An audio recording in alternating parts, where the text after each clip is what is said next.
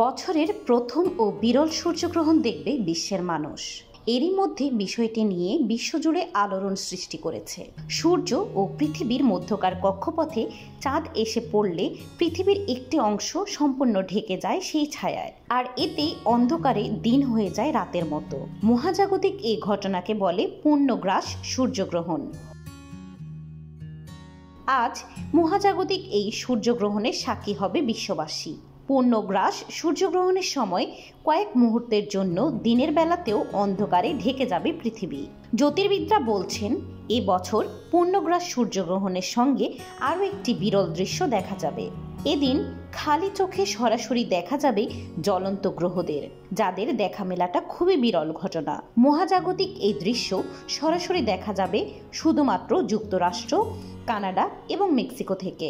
স্থানীয় সময় 11টা 7 মিনিটে মেক্সিকোর প্রশান্ত মহাসাগরীয় উপকূলে দেখা যাবে প্রথম সূর্যগ্রহণ। এরপর চাঁদের ছায়া আস্তে আস্তে সরে যাওয়ার কারণে যুক্তরাষ্ট্রের টেক্সাসে স্থানীয় সময় দুপুর 1টা 27 মিনিটে দৃশ্যমান হবে সূর্যগ্রহণ।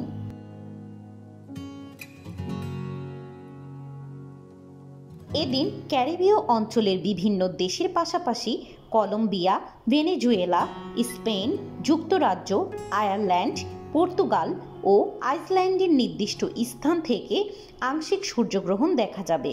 এদিকে পূর্ণগ্রাস সূর্যগ্রহণের এই দৃশ্য দেখতে প্রস্তুতি নিচ্ছে 3 দেশের লাখ লাখ বাসিন্দা। যেসব স্থান থেকে সরাসরি গ্রহণ দেখা যাবে সেসব জায়গায় ছুটে যাচ্ছেন অসংখ্য মানুষ। তাই যে কোনো ধরনের দুর্ঘটনা এড়াতে জারি করা হয়েছে সতর্কতা। সূর্যগ্রহণের সময় খালি চোখে সরাসরি সূর্যের দিকে তাকানো থেকে বিরত থাকার নির্দেশ দেওয়া হয়েছে।